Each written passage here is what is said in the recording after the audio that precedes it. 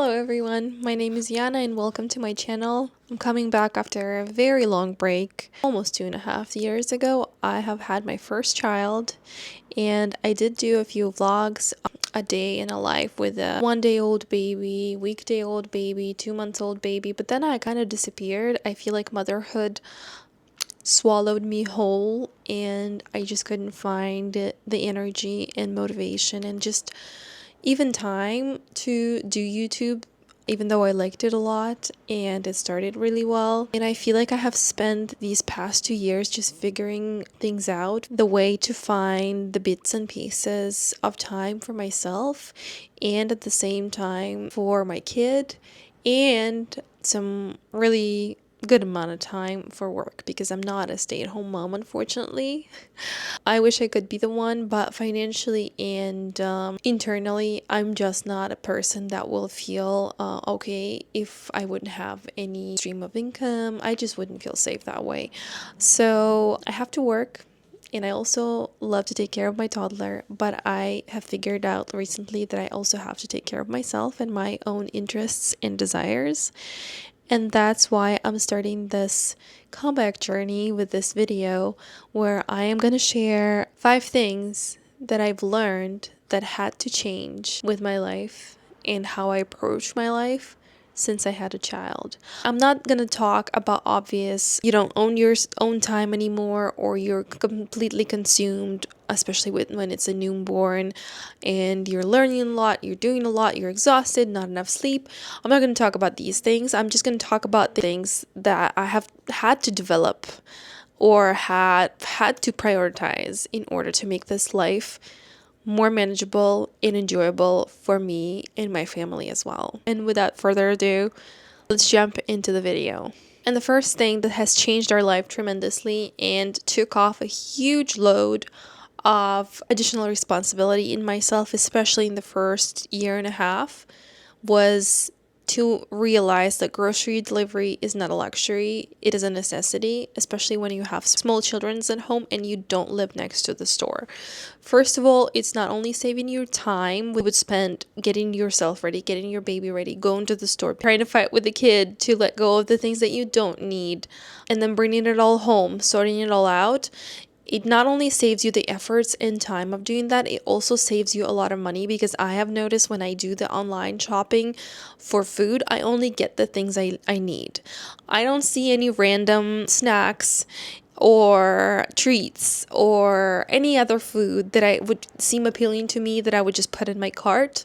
I just order the things that I really need for the recipes that I have planned or had in mind, and just in general, the food that will get eaten and not left in the kitchen for months and then will end up thrown away.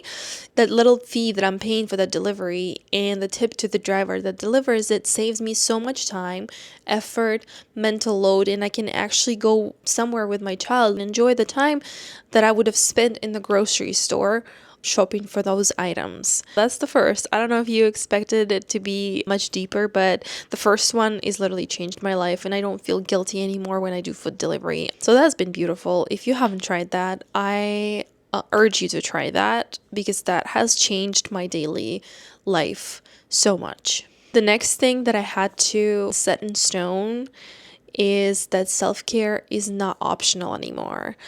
I have realized that if I don't take care of myself, or if I put aside my wishes and desires and some nice things that I could have done just for myself long enough, I get cranky, my mood goes down, and it's just disservice to me and my entire family, because then I am more annoyed when my daughter misbehaves or having a tantrum. I am less patient with her, with myself, with my husband, and just life doesn't feel enjoyable if I don't take those little bits of times and take care of myself.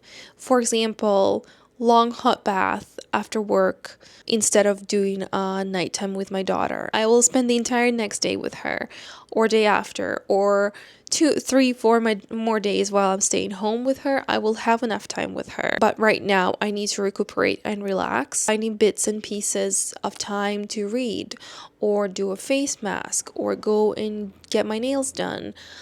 I'm not talking about a huge self-care. If you could, feel free to do that. But little things like weekly workout and sending her to a gym daycare, or going to a sauna instead. Spending some time to do the hobby that I like will make my day so much more enjoyable, and I will feel so much more fulfilled that it is not an option anymore.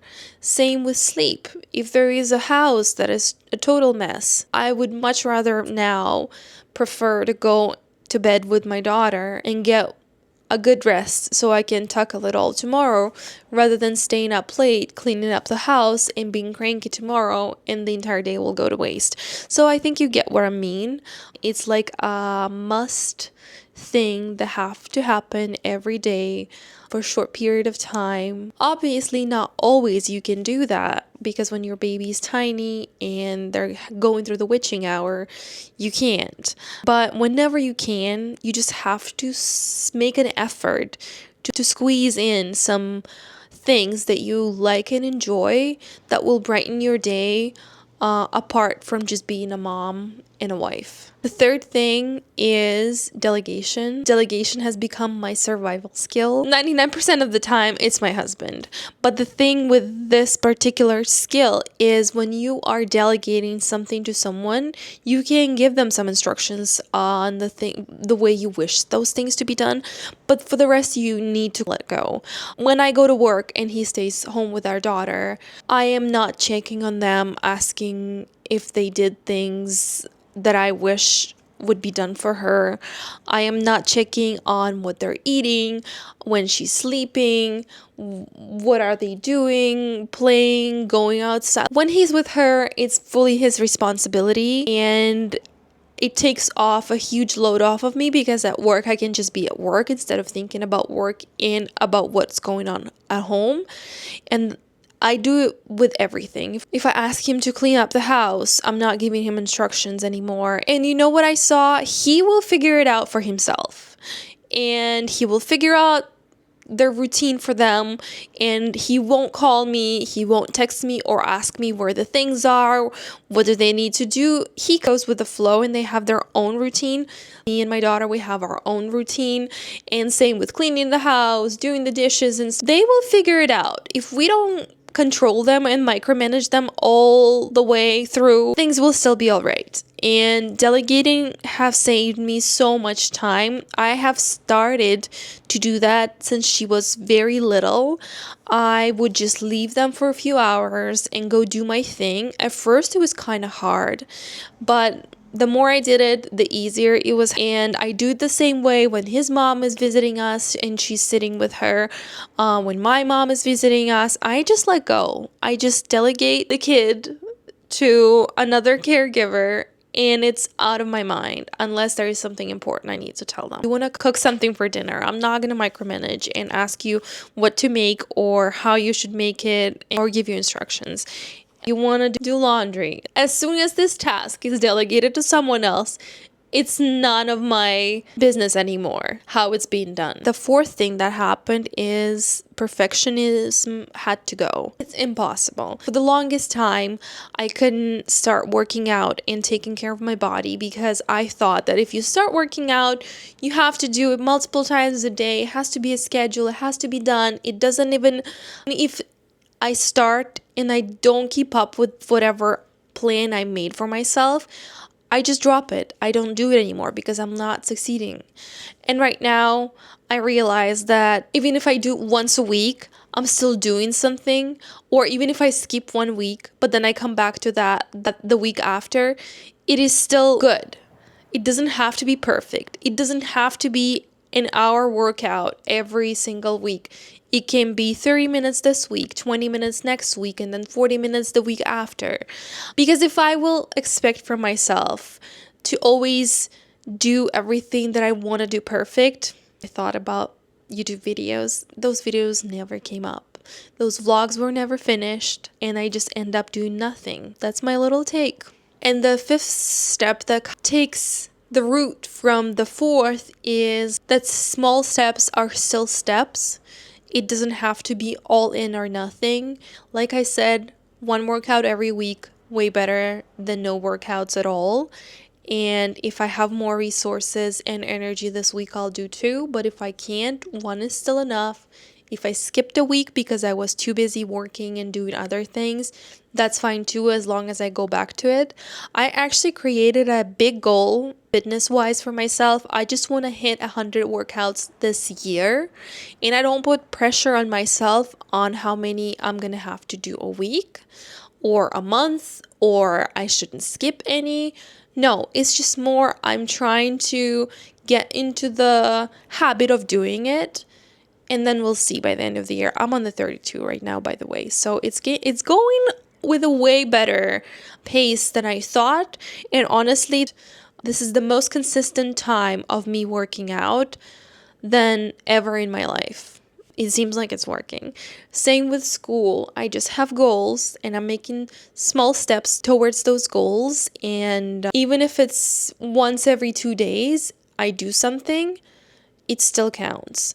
And I don't punish myself for not paying attention or not giving time to the thing that I want to every day. And to be honest, having a kid just makes you way more time efficient.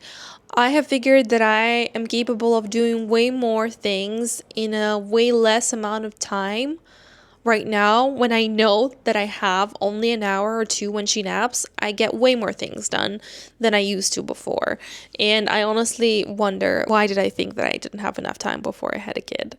But these are the thoughts that I've had recently, and I really hope that my little insights and tips are going to be helpful for you if you're in your first time motherhood like I am. If you have any more thoughts on what I've just talked about, please feel free to share it in the comments, or if you disagree with something as well. I loved having you on my channel. Thank you so much for watching this video.